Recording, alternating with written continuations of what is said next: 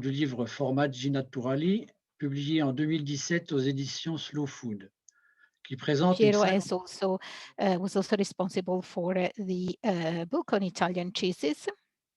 And in 2015, Slow Food launched a campaign to protect natural cheeses. In 2017, for the first time ever, natural cheeses have been presented at Cheese in 2017.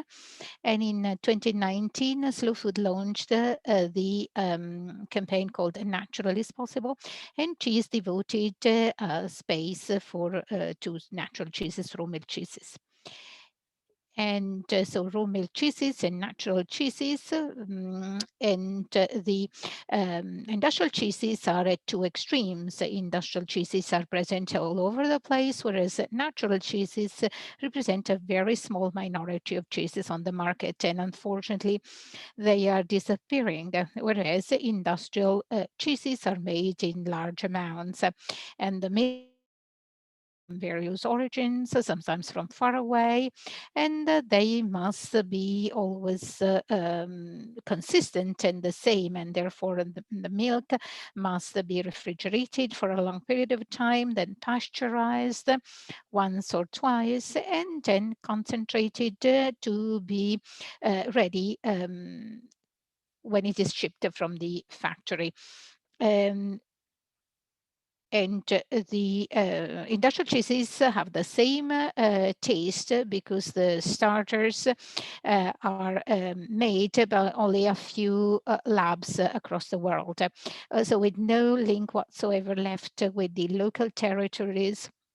Whereas raw milk cheese, natural cheese, is made with raw milk from animals, from farmed animals who eat herbs and grass from local areas. And of course, they have much more lactic bacteria. These milk and this cheese is made with milk which is not heated at high temperatures, and also the know-how of the cheese maker is based on the use of natural starters from the local farm. And of course, they use milk starters from the same day or previous days. And this milk comes from local breeds who protect these animals that are extremely important for their life and for the local territories.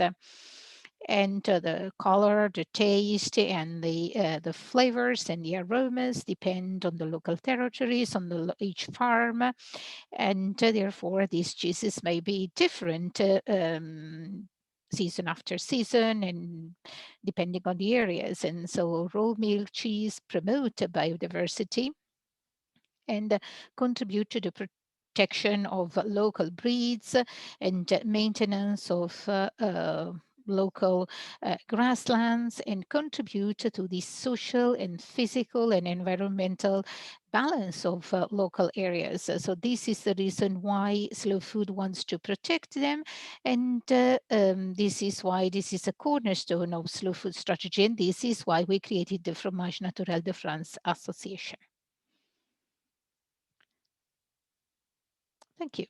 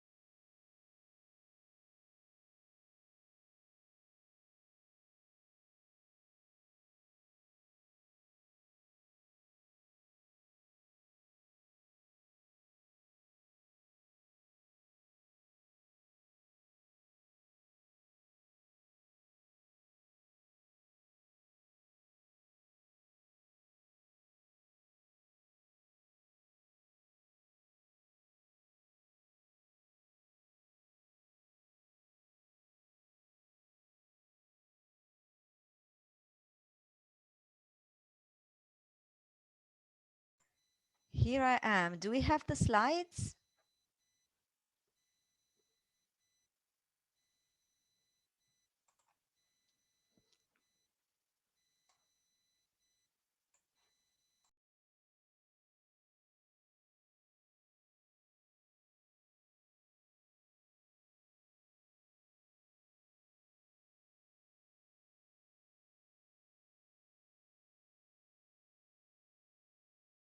Good evening, everyone.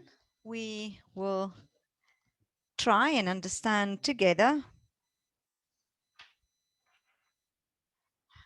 how it is necessary to make a natural cheese without giving in to the temptations of various techniques and suggestions from experts. The title of the presentation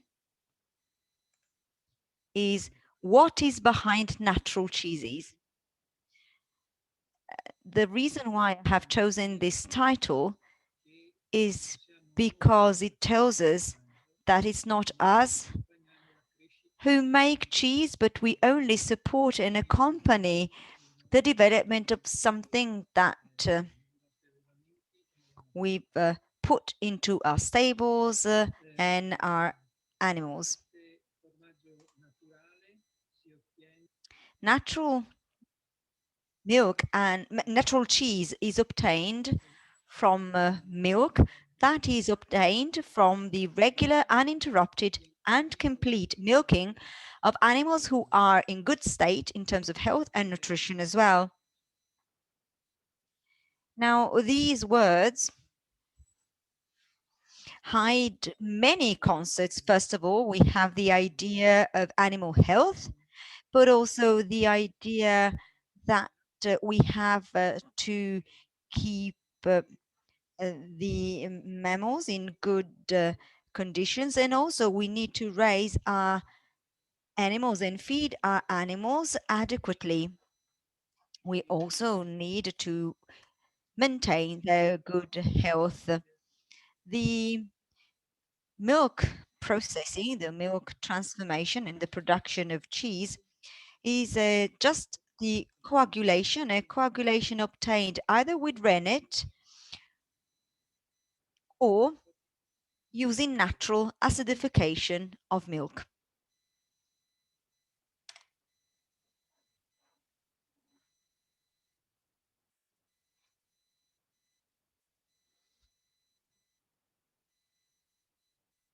I'm sorry, I cannot change my slide. Let's see if I can manage. There we go. So here you see a simplified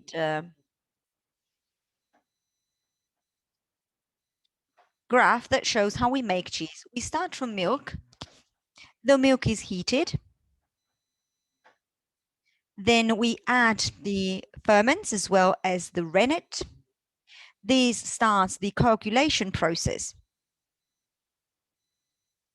Once the coagulation is complete, we obtain a curd that is cut.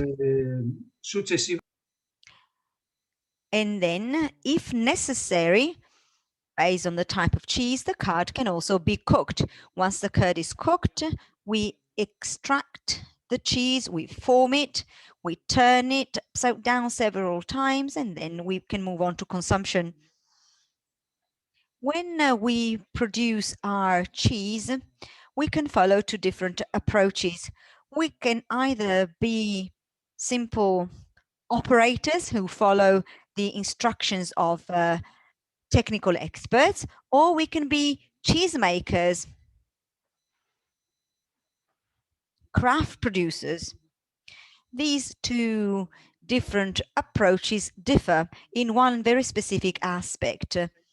In the first case, we only have people who produce industrial cheese following instructions. In case of cheesemakers, we have people who, with their experience and their skills and ability, can create these natural craft cheeses.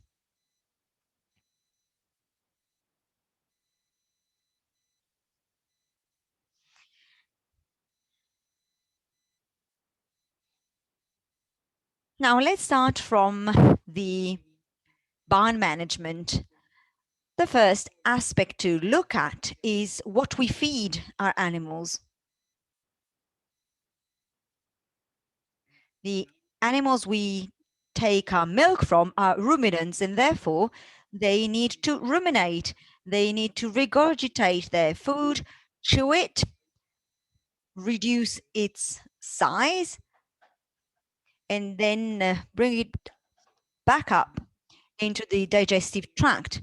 Of course, animals eat grass on the mountains or outside in front of our farms.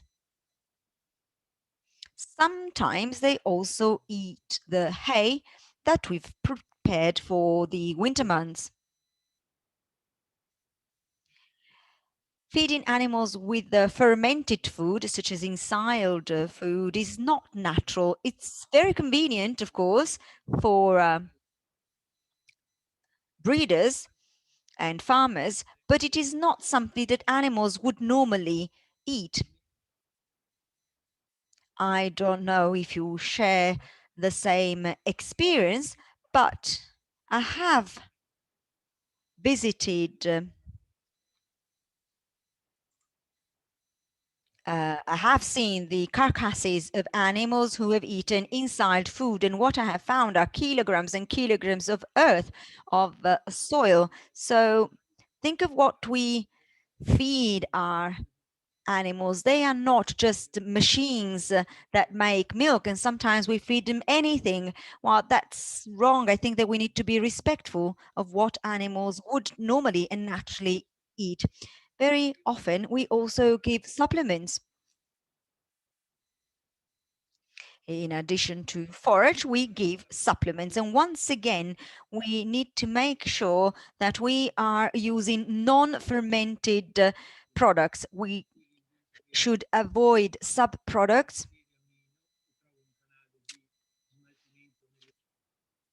that come from the industry and get to the stables. Let's just think of what comes from the processing of several vegetable products or the transformation of beer.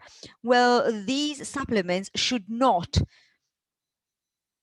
be given to the animals that we raise in order to produce natural cheese. We always say that natural cheese is raw milk cheese. Well, raw milk cheese, in fact, raw milk is not just non-pasteurized milk. It has other characteristics as well. We think of this milk starting from what we feed the animals and to the moment when we need to preserve it. We need to make sure that the hygienic conditions are correct.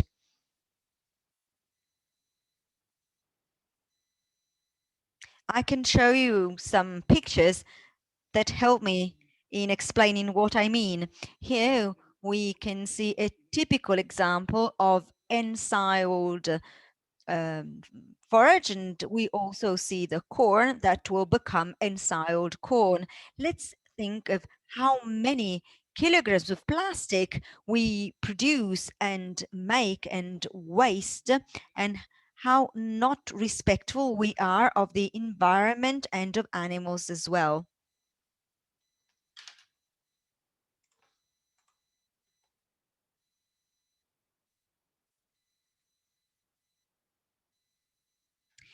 This,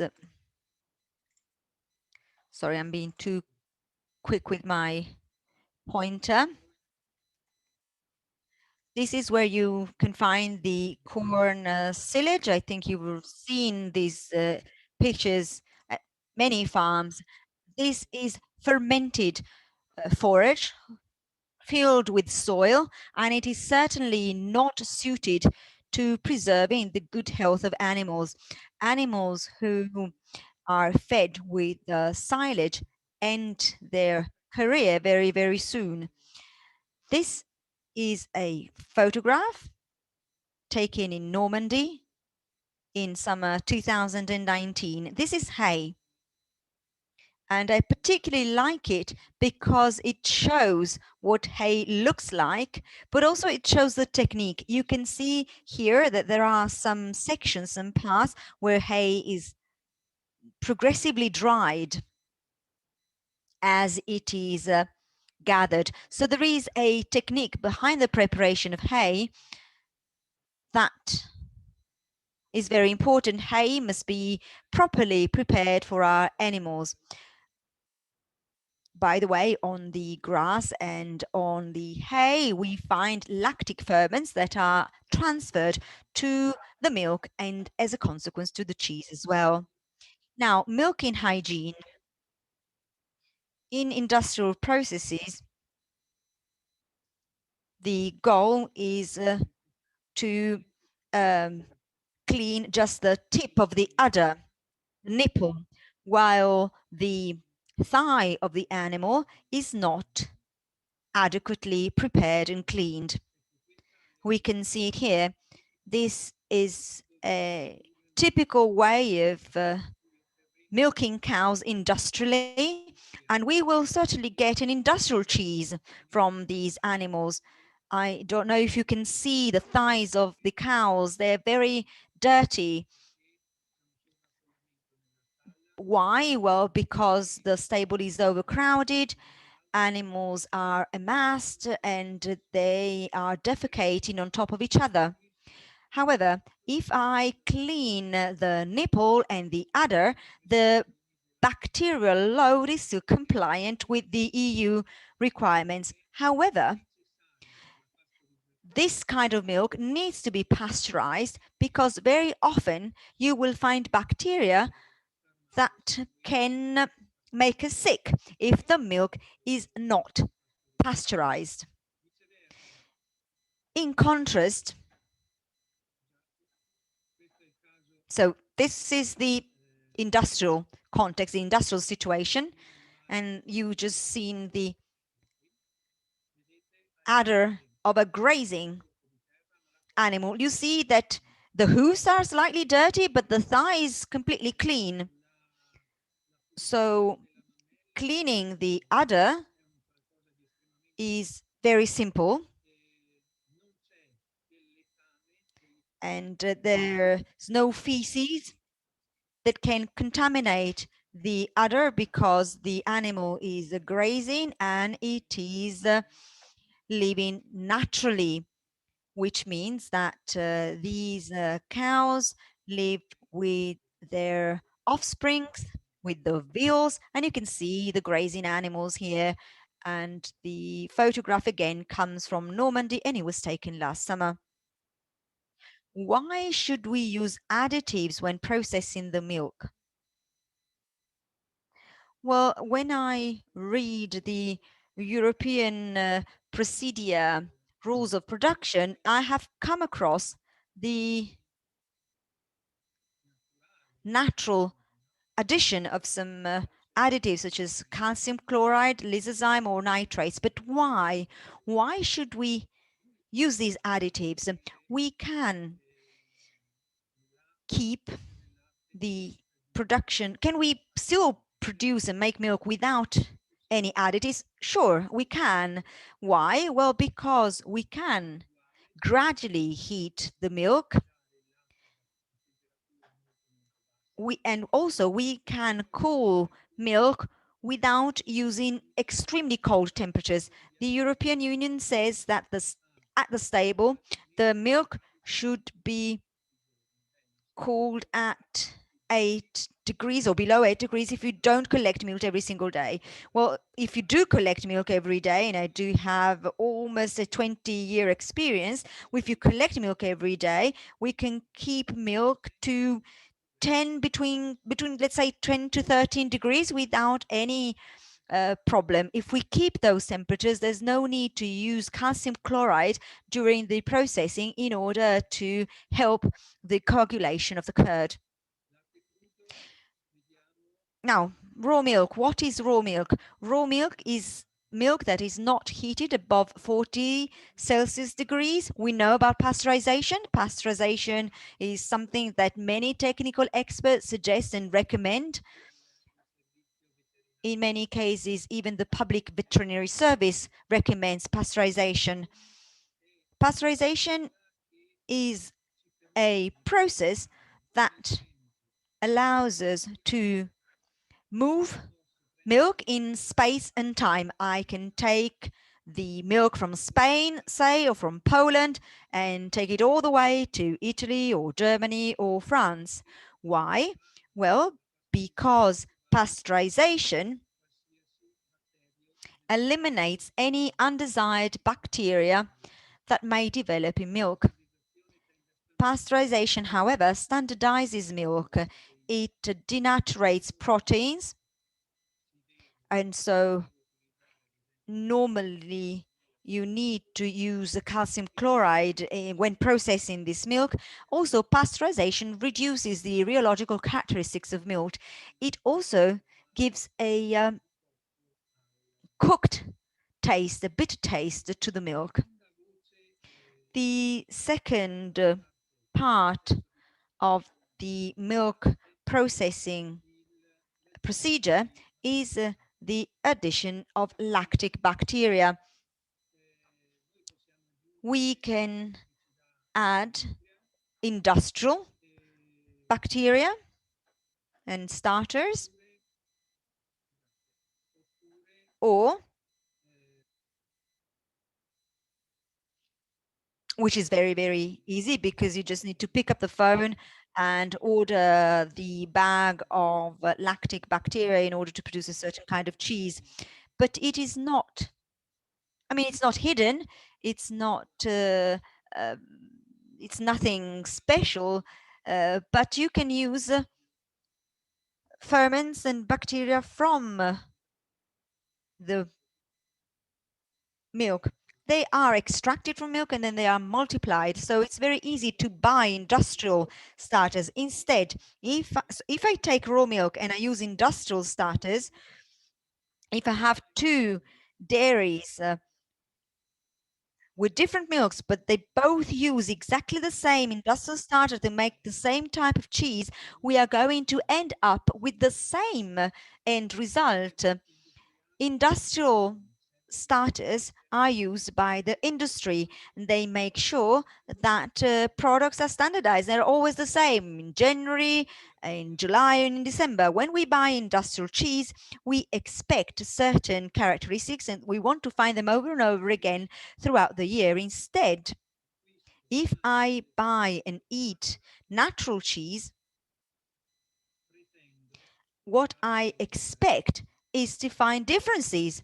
And these differences come from raw milk, of course, because it comes from the bacteria that you find on the grass and on the hay, which ends on the udder of the animal and then ends up in the milk. But it's very difficult now to only use the natural lactic bacteria. So often it is necessary to add other bacteria.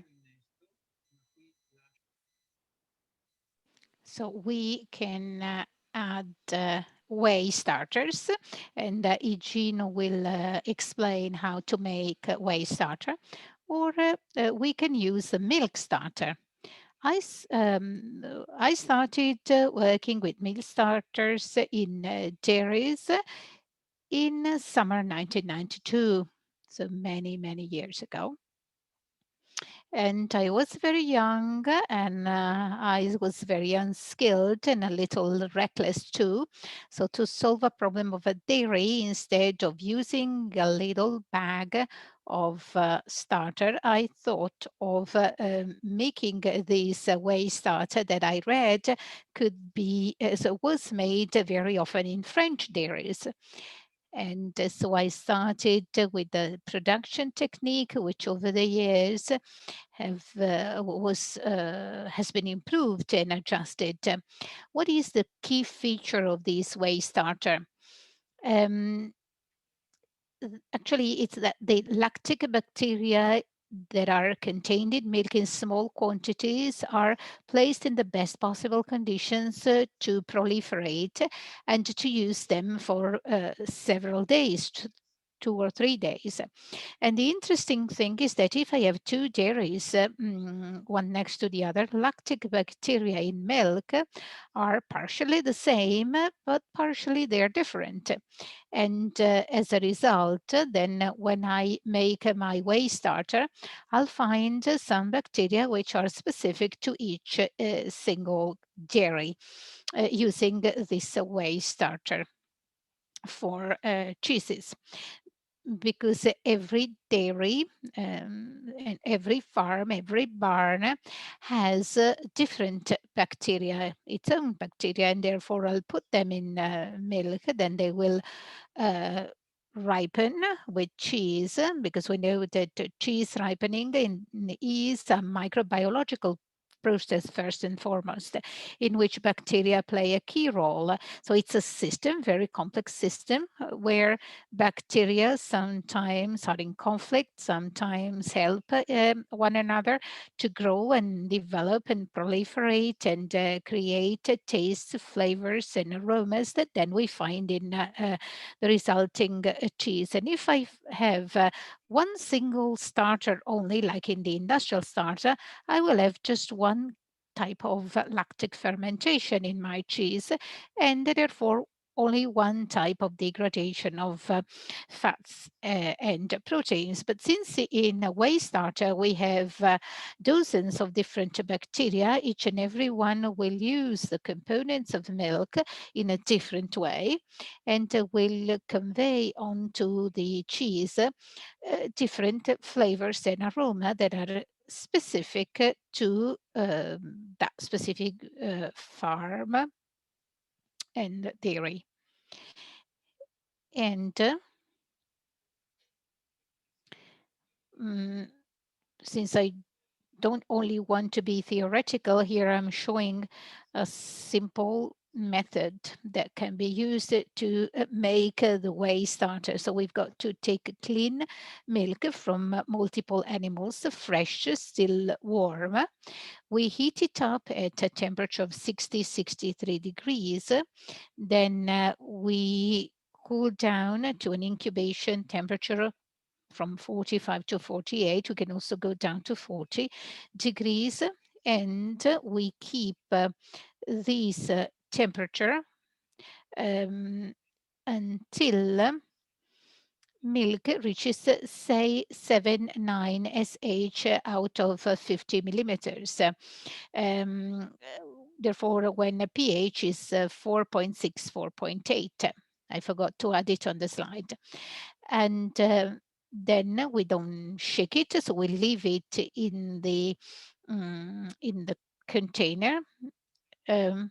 We don't shake it, and we keep it at room temperature for 30, 60 minutes, and then we store it in the refrigerator. And the next day, this will be curdled. So we will find curd. Acidity would have moved to 10-20 SH out of 50 ml, and pH will be between 4.6 and 4.6. We can use it for 2-3 days, and the dose at a dose of 0.2% to 1%. Generally, we use 0.2% for fresher cheeses, and whereas 1% for cheeses that we want to ripen, and therefore for cheeses where we don't want too many eyes or actually holes.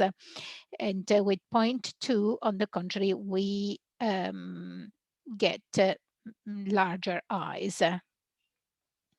And it will up to the cheesemaker to identify the right percentage of the whey starter for its own cheese.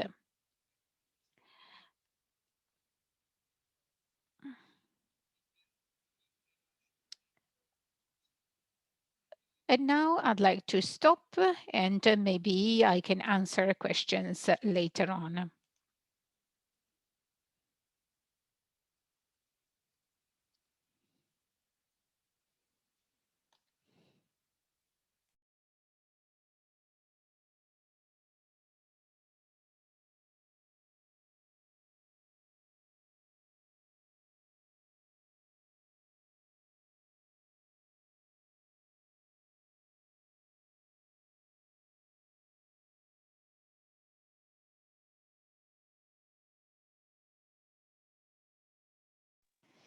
Many thanks. Apparently, there are not yet questions for you. Oh, yes, there's one. Can you elaborate on the following topic?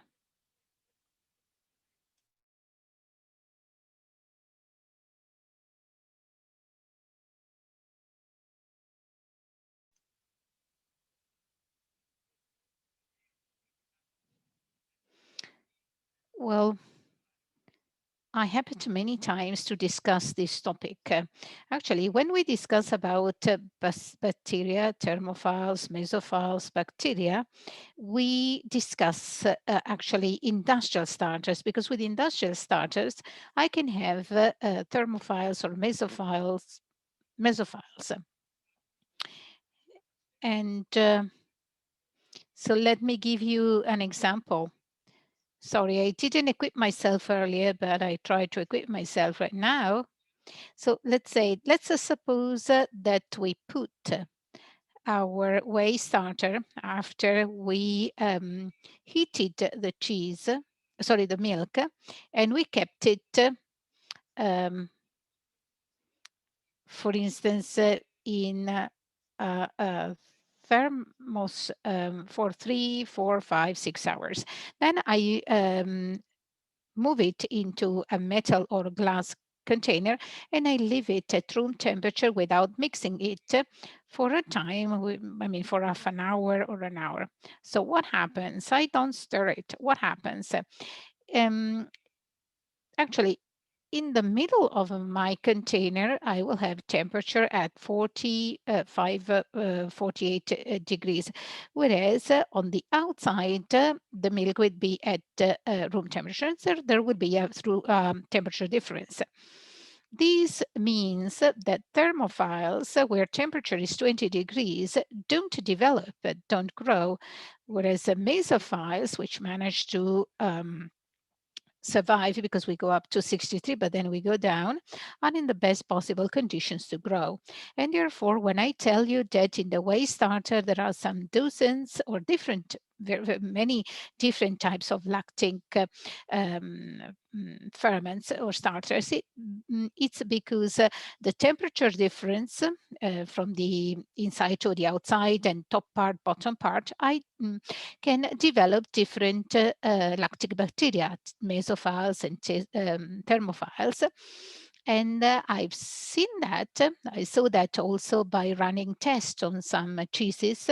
So I counted mesophiles versus thermophiles. And depending on the cheese making technique, because if I cook the curd, I will favor thermophiles. If I don't cook, and so I just curdle at 38 degrees and I don't cook the cheese or the milk, I will have more mesophiles. So you're asking how many, what is the percentage?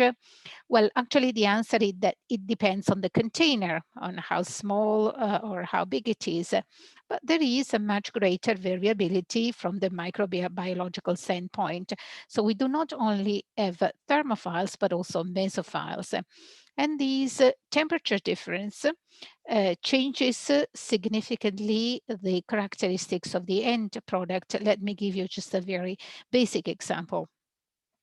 There are quite a few cheesemakers who tell me that they want to make yogurt. And the incubation temperature at 39 degrees versus 41 give us two completely different yogurts. In terms of texture and also from the sensory standpoint. So with just a 2 degrees difference, and it's always about thermophiles, but a 2 degree difference make them develop differently.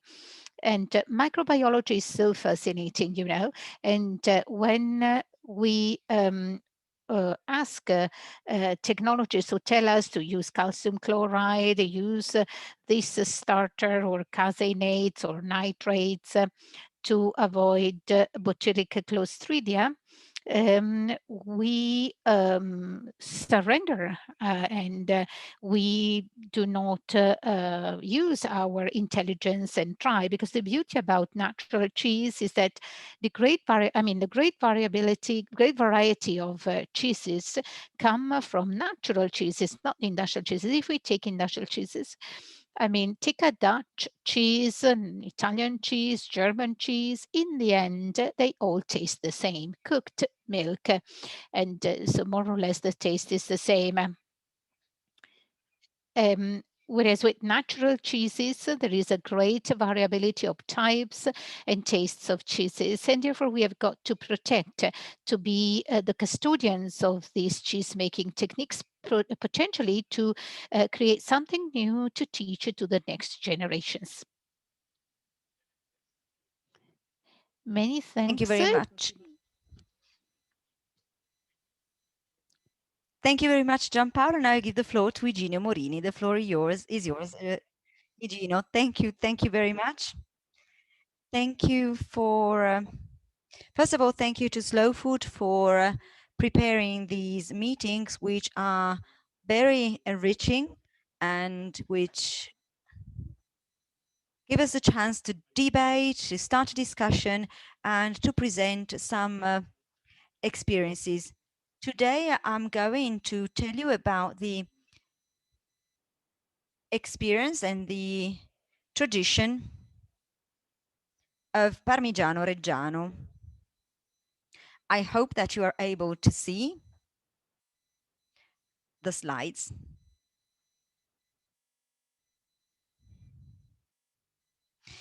Great. So Parmigiano-Reggiano, first of all, Parmigiano-Reggiano is a PDO, is a protected denomination of origin product, which means that the European Union itself recognizes the tight link between the territory and the product. Parmigiano-Reggiano, therefore, has a very tight connection between the region, the area, the territory where it originates, thanks in particular to forages, which are extremely important for us. Forages are a key aspect of our product. What our cows eat is extremely important. So Parmigiano-Reggiano truly starts from the field. We do have a set of rules that is our strength as well, and that is followed by many producers. We created the consortium in 1934, and it was very important to have this very specific set of rules, which also defines the region of origin for Parmigiano-Reggiano. Parmigiano-Reggiano and the milk to make Parmigiano-Reggiano, as well as the forage, are in the provinces of Parma, Reggio Emilia, Modena, part of Bologna, and part of Mantova. Well, this is the area where our forages are also produced. As a matter of fact, our set of rules states that at least 50% of the forages must be produced by the dairy farm that makes the milk, at least, and at least 75% of the total forages must come from the area of origin of Parmigiano-Reggiano. In our experience, however, we can see that most farms go well above these thresholds because they are aware and they know that the richness of their milk production comes from taking care of how they produce forages themselves. There are other two important aspects related to forages. Forages must always be given in a higher percentage that concentrates because they give a specific microbacterial characteristic to cheese, and also corn fermented silage are forbidden. I'm not going to add anything to this because Gianpaolo has already explained beautifully why this aspect is so important. Now, it's also important to highlight the naturalness of Parmigiano and of forages. Why is it so important to have natural forages? Well, there's a chain that starts from the soil. The lactic bacteria in the soil are transferred to the forage. Hay for us is extremely important. By drying, when they dry, the grass is laid on the soil for a few days, and while drying, the grass absorbs all the bacteria on the ground, on the soil. Now, so this natural forage is then taken to the barn, to the stable, and they characterize the entire barn from a microbiological point of view. We process raw milk. When raw milk is milked, it is loaded with all these lactic bacteria found in the environment, in the barn. What Gianpaolo said is beautiful, is very true. It's not just a matter of raw milk, but it's also important to think of how you obtain it and how you preserve it. For instance, in our set of rules for Parmigiano-Reggiano, we state that the milk at the stable must be kept above 18 Celsius degrees to protect the mesophilic lactic acid bacteria. We also have other very important rules for cheese making. First, we use no additives or preservatives. We also use no selected starters, but we do use instead natural starter cultures. And I am going to focus on this point in particular. We only use natural calf rennet, which means that we don't use rennet from vegetables, and we don't use microbial bacterial rennet. So this is very important to give you the context, to give you an idea what it means to make Parmigiano-Reggiano. Now let's focus on natural starters for a minute. A little bit of history. The use of whey-based starter started in the second half of the 19th century, at a time when we found many issues in cheese. About 50% of the cheese had the problems and issues. So at that time, a scientist started looking for some natural solution in the milk in order to somehow guide the fermentation process. So the amount of wastes and defects was brought down in 1945 to 25%. Right now, we have about 8% waste and defects. This is extremely important because we are not talking about a small number of farmers. These are 300 dairies producing about 3.7 million wheels of Parmigiano-Reggiano every year. So this natural process, this natural technique using whey-based starters gives great results, and it ensures that we can preserve the biological diversity between different farms. Now let's look at the definition of whey-based starters. This is a natural culture of thermophilic lactic acid bacteria obtained from the spontaneous acidification of surplus cooked whey from the previous day's processing. Now, there are some key words here to understand what we are talking about. What is cooked whey? Whey is what is left after cooking the granules. Parmigiano-Reggiano is a cooked curd cheese that is cooked at 55 degrees. This is a high temperature which exerts a selective pressure on the bacterial species and strains. This environment favors the thermophilic bacteria. I am talking to experts, to producers, so you know that thermophilic bacteria develop at high temperatures, and mesophilic bacteria develop at medium temperatures, and with whey-based starters,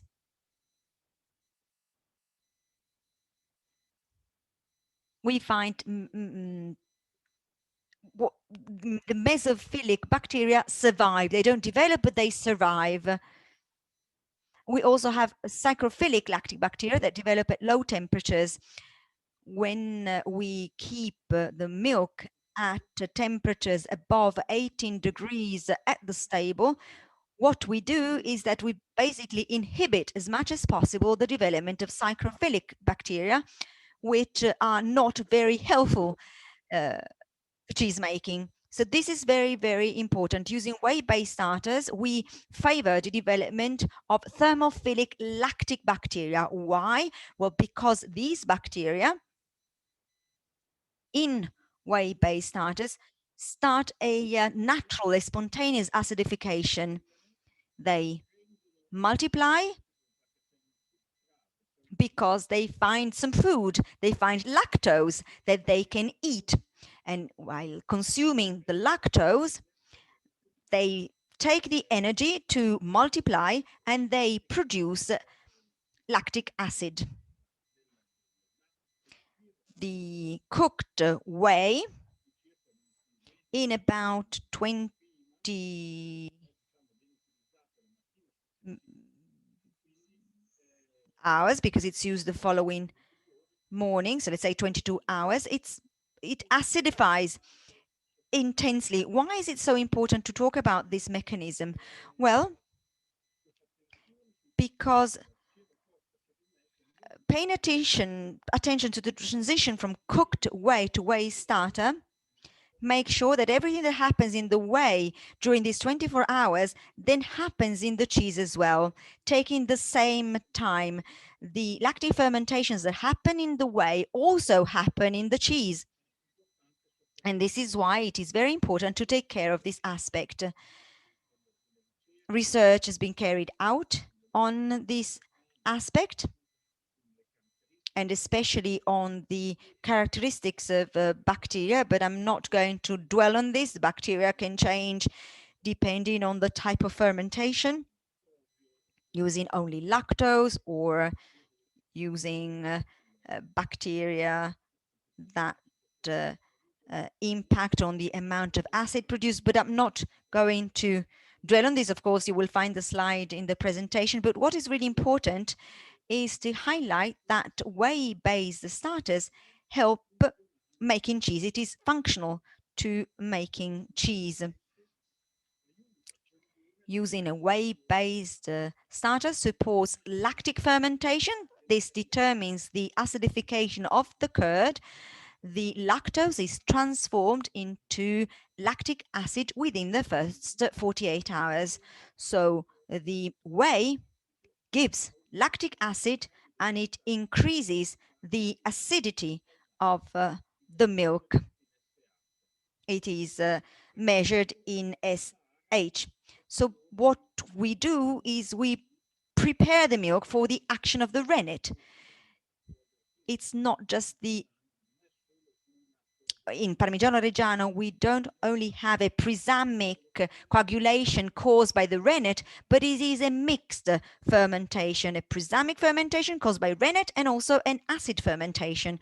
The two happen together. So the use of whey-based starters is very important because it adds bacteria which compete with the microflora that might be found in the milk, and that does not help the production of cheese. This is a very simple concept.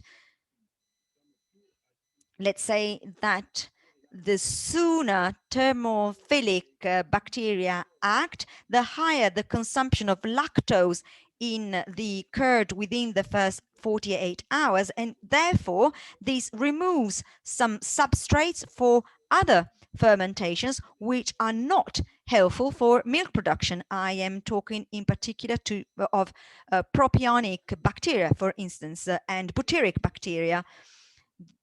in the fermentation of Parmigiano-Reggiano, we should really see lactic fermentations that I have just described, supported by whey-based starters, but the same fermentations also happen in the cheese, in the curd. So it is very important that the whey starter provides useful enzymes for cheese maturation. Let's now dwell on some more practical aspects, because here we see that there are a few containers, a few vats. On the left-hand side, we see these demijohns, and of course, over time, they have evolved. On the right-hand side, we see insulated fermenters, where actually the heat exchange is reduced. And in the middle, we have temperature-controlled fermenters in which we can set the heat curve. It's important to use these three different types of vats, and actually it depends on the cheesemaker. So every cheesemaker has his own recipe and defines times and temperatures to preserve cooked whey. And we have curves. So the end of the cooking is at 55 degrees generally, but the cheesemaker sets the cooling curve that can be faster or slower. For instance, from 55, we can go down to 52, then to 50, then 48, or even 40. And of course, these changes the profile of the strains that grow in lactic bacteria in whey starter. In any case, every cheesemaker has his own way of preserving their whey starter, and therefore also thanks to so by choosing the cooling curve, we can select certain strains of lactic bacteria in the whey starter, because these strains are very sensitive to cooling. And in here we have a few elements, a few more technical aspects. And in this respect, we can say that the biodiversity of the natural whey starter depends on the microflora in the original raw milk. And this involves farming system, milking, milk collection, milk storage, and pre-maturation. Then biodiversity depends on the specificity of the cheese making process. We've discussed the importance of the end temperature of the cooking and temperature. It also depends on the incubation temperature of acidifying cooked whey. And again, the cheesemaker can choose the temperature curve, and also it depends on the duration of fermentation. And you know that cooked whey is preserved in the morning after cooking the granules and the curd, so as to use it the next morning. And where, well, there can, so from some so until the very end of the day, in the evening, we can already have a strong acidification, or acidification reach its apex in the next morning. But what is sure is that cheesemakers from the very from the evening, the night, they already measure acidity to understand whether the whey starter is maturing correctly. And this is very important because this tells us how well the thermophile bacteria are working. This is important because if they don't do well, or if they, what do cheesemakers do? They would collect the cooked whey from different vats, from different boilers, so from different barns, so that whether there is a problem in a fermenter, they have spare fermenters to use, of course, always coming from milks from their producers, so milk producers. Here we see the use of the dose. We have about 30 liters of milk added in the morning into a boiler. Our boilers have a capacity of 1,000 liters, so kilograms, so actually 1 ton, 1 ton and 50 grams. And on average, the amount of added whey is about 30 liters. However, be careful, because this doesn't mean exactly 30 liters, because the cheesemaker would measure the acidity, milk acidity, and knows the acidity of his whey, and therefore decides how many liters of whey starter need to be added to every curd. On the left-hand side, we see the addition of whey, with a bucket, whereas on the right-hand side, we have this pipe that pumps whey into milk based on the acidity calculated by the cheesemaker. Of course, each cheesemaker has a specific incremental values in terms of the milk acidity to achieve.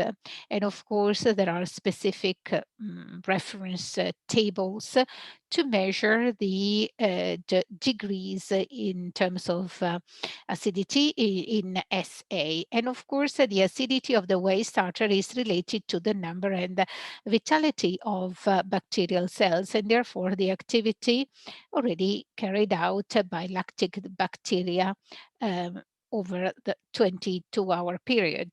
Then the optimal acidity of the whey starter is around 28-34 SH per 50 milliliters. And let's say the ideal count is around 32. Then outside this range, there might be some problems, such as acidity may be too low. This means that there was an impaired growth of lactic acid bacteria, maybe due to inhibitors or nutritional deficiencies of the substrate. And therefore, this is why the cheesemaker would collect cooked whey from different boilers, from different vats, where they process milk from different barns, from different farms, so as to have some spare ways to use in case the whey that they prefer to use doesn't mature well, or acidity can even be too high, and this would cause a cell stress due to an excess of lactic acid and decrease the cell vitality. And therefore, the acidifying activity of the whey starter is related to the ability to reach a specific reduction of the curd pH value. And of course, the reduction of the pH value in the curd is related to purging the whey, that is to say, decreasing humidity, then the residual mineralization and the resulting consistency of the cheese. And remember that Parmigiano-Reggiano is a hard cheese, flaky cheese. And so this ability to have flakes is due to the demineralization of proteins. And of course, the drop in pH also impacts processing times. Of course, cheese makers and also technologists use analytical tests of the whey starter and milk. So they must be able to test acidity, as we said, and also to connect the acidity to the thermophilic lactic acid count. So this is an experience. So this is extremely important, and this is how Parmigiano-Reggiano is made, which is made in this area from the Po Plain up to the Apennines. And of course, there is quite a nice variety of production styles. Some use indigenous breeds, others use an organic system, others use conventional systems, but our rule book in any case must ensure an important naturalness and or natural character in this cheese. And however, of course, we measure up to other cheeses that use other techniques. We are very jealous and very eager to preserve and passionate about this technique based on no silage, haze, no selected yeasts, and we use raw milk and lactic bacteria of whey starters, because over time, this has ensured us to distinguish ourselves, to distinguish our cheeses from other cheeses made with other technologies, other techniques, which tend to be somewhat more or much more industrial. So it is important for us also from the sensorial standpoint, we want every cheesemaker to be able to distinguish itself. And this is very important for the wealth of biodiversity that we want to protect. Of course, I'm available for questions that you may want to ask me later on. Thank you.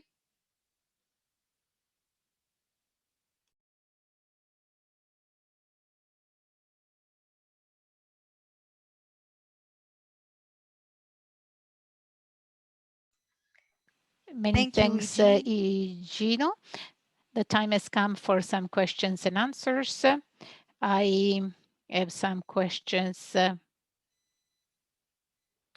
for Gino. I have two questions for Gino. The first,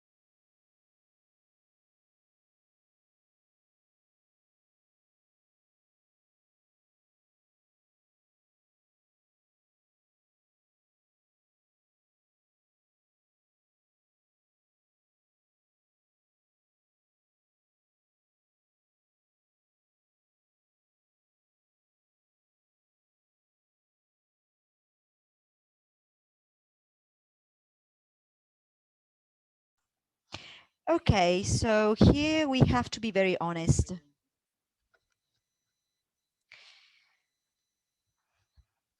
The milk and cheese producers in Parmigiano-Reggiano suffered the structure, let's say, of farming after the Second World War. The approach of European farming after the Second World War was aimed at increasing quantities, so it was geared towards productivity.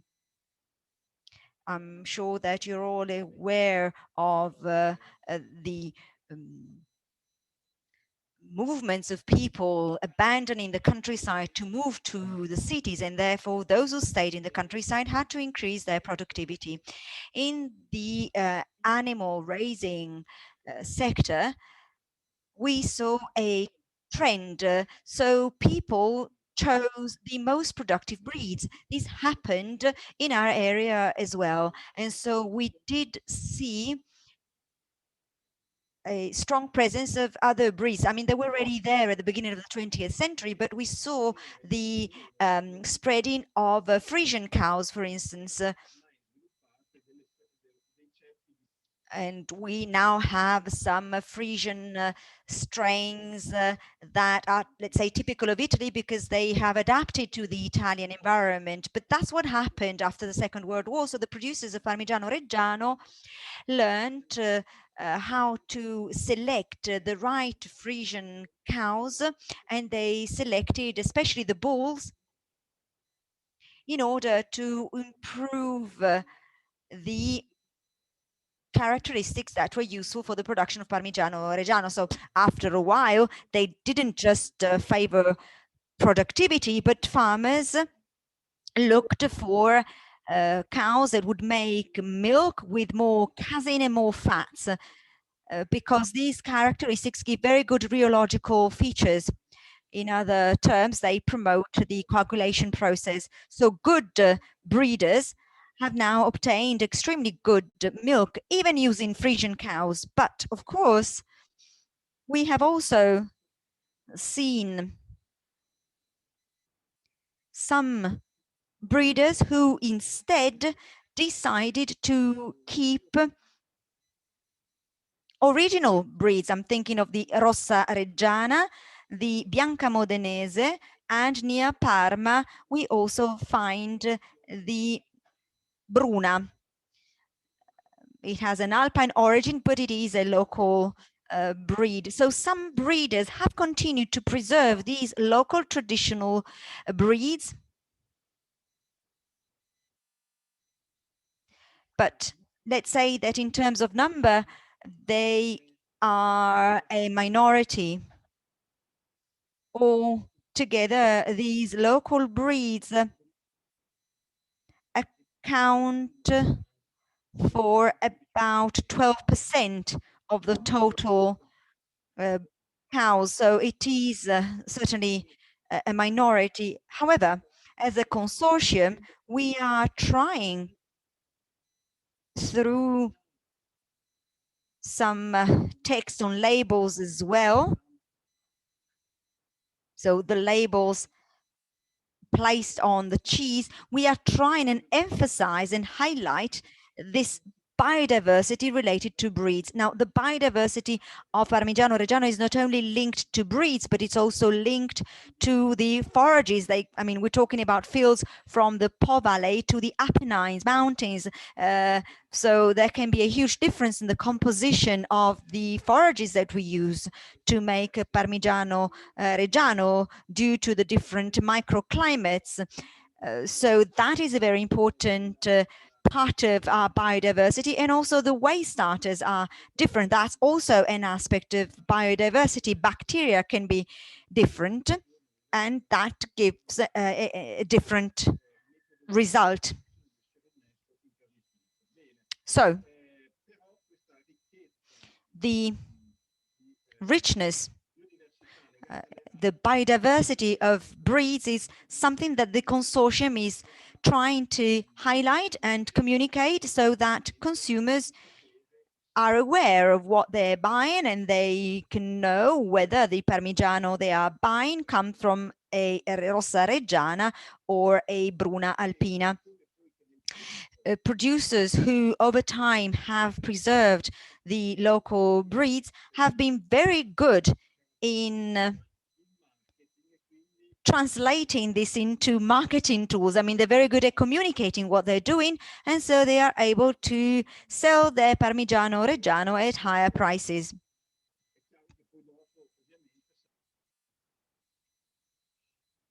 It's up to consumers to decide what they prefer, but This is something that we are aware of and that we communicate and promote. So we do pay attention to local breeds as well. But I am being honest. It's a minority. Now, you asked a question about this 8% of waste. Now, I say this 8 to 9% waste. What is it? This covers and includes different things. Let's say the 2.53% or 2% is cheese that is not branded as Parmigiano-Reggiano at all. The remaining 6% is cheese that has little defaults. So this cheese is not aged, but these are only minor issues, only minor defects, and so these wheels are sold as fresh cheese.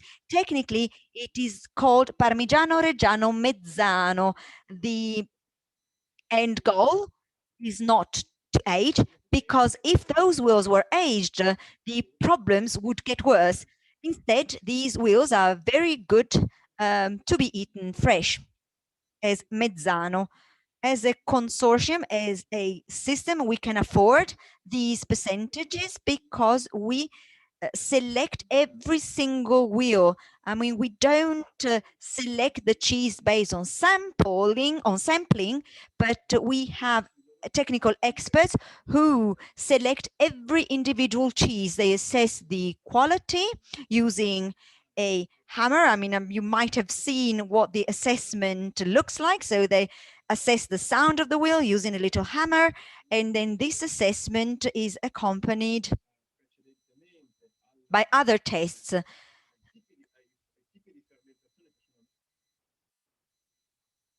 We look at the fermentation process, and also we, as I said, we test and assess every individual wheel of cheese. The figures I've given are approximate. The cannot, of course, and we also look at the taste of the cheese. We cannot open all the wheels, but every 1,000 wheels, we open one to taste it, so that we can also have an assessment on the taste and aromatic features.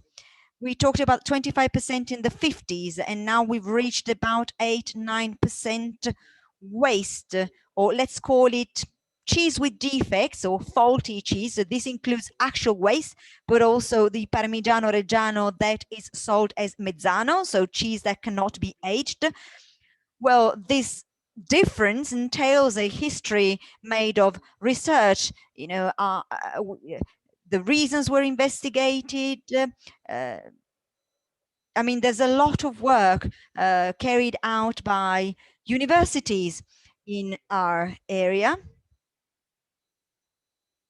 and they've worked over many years in cooperation with the consortium and the lab of the consortium in order to do research and understand the optimal conditions to improve quality and reduce waste. I mean, of course, this is an ongoing challenge, as some conditions are changing. Results can change too. We must make sure, and we must ensure our consumers a certain consistency in the organoleptic profile of Parmigiano-Reggiano. Thank you very much. Eugenio, Giampaolo, do you want to answer the question on raw milk or pasteurized or sterilized milk very quickly, because we don't have much time left? Well, sterilized and pasteurized milk, was that the question? Well, sterilized or sterile milk is dead in terms of bacteria and cheese as well. Whenever we heat milk. So both in pasteurization and in sterilization, in both cases, we lose several chemical components that are essential in the life of the cheese. I can just make one example. There are some enzymes which degrade the proteins during the cheese aging process. If we pasteurize or sterilize milk, those enzymes are destroyed. So this is a very negative aspect in terms of quality of the cheese, because these enzymes that are naturally present in milk are lost every time that we heat up the milk. If I had to make cheese with sterilized milk, well, you can. People do everything and anything, but I wouldn't even call it cheese, to be honest. It's a sort of a dead product, and I wouldn't even consider it as cheese.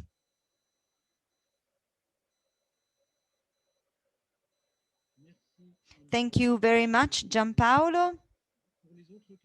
As for the other questions, we're going to give an answer by email because we've run out of time. I now have to give the floor to Piero Sardo. So the floor now goes to Piero Sardo. Good evening, everyone. I'm only here to thank you and say goodbye, but there's one thing I'd like to say. Now, there are so many myths around these topics. There's one sentence by Italo Calvino. Italo Calvino is one of the greatest Italian intellectuals who died in 85. You might know his name, even if you're not from Italy. And he is the most translated novelist in the world. Well, Italo Calvino was a great lover of cheese, and he wrote a sentence which says, cheese tell different lands and pastures under different skies. This sentence is quoted in all publications, in all guides, in all articles on cheese, and it is a sentence that is also used by industrial companies that use selected industrial starters. This is a huge mistake. At the time of Calvino, when he wrote this sentence in 83, he died in 85. I can't remember when he wrote it, but it was probably true at the time that most cheese was still, natural. But that's when the invasion of industrial starters began. He probably wasn't aware of it, or maybe he didn't realize it, and we're not realizing it now.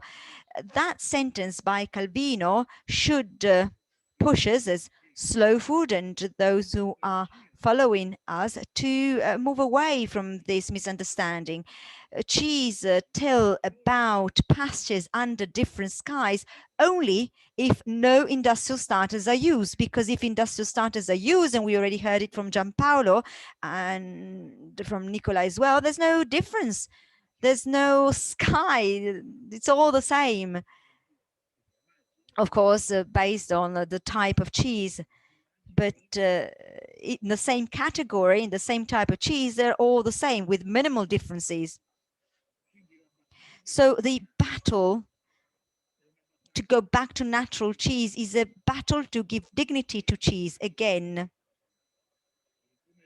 We need to give dignity back to cheese. It's like wine. It's the strongest tie that we have with, the land, with nature, with animals, and with the climate of a specific region. This, unfortunately, is going to be erased.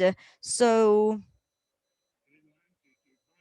I believe that it's worth the extra effort from producers. I realize that buying a bag of starter is much easier. It takes longer to have a natural starter, but I think it's worth it. It's worth it to go to give dignity to cheese again and to the cheese making sector. So I just wanted to, make this final political note. I'd like to thank Nicola, Igino, and Mr. Gaia Nain for their presentations. Hopefully, we don't know yet, hopefully at the next cheese event, I am sure that natural cheese will take center stage. Well, good luck and enjoy the rest of your evening or day. Thank you. Good evening, everyone. Good evening. Bye-bye, and thank you very much.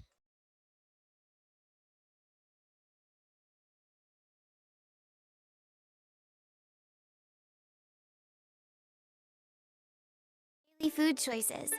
What do we know about what we eat? How do we choose? Where do we buy it? You can make a difference and contribute to a future where everyone has access to food that is good. Eating must be a pleasure for everyone. We all have a right to food that is healthy, natural, fresh, and seasonal. Clean. Being aware helps us to choose food that is good for our health and the health of our planet. Fair. Knowing our food means making choices that are fair to us, to the producers, and to future generations. Slow Food has been working for over 30 years to defend biodiversity and fight the climate crisis by promoting good, clean, and fair food for all.